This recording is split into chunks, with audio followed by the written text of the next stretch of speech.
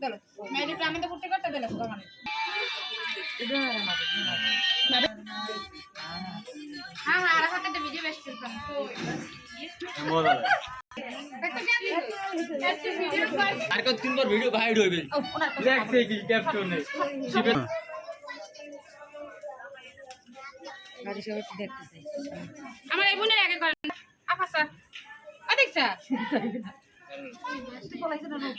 ও বলাইছে তোর রেডিমেডি করতে করতে এই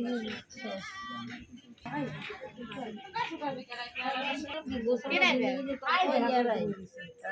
ওইসব দিনে গোসল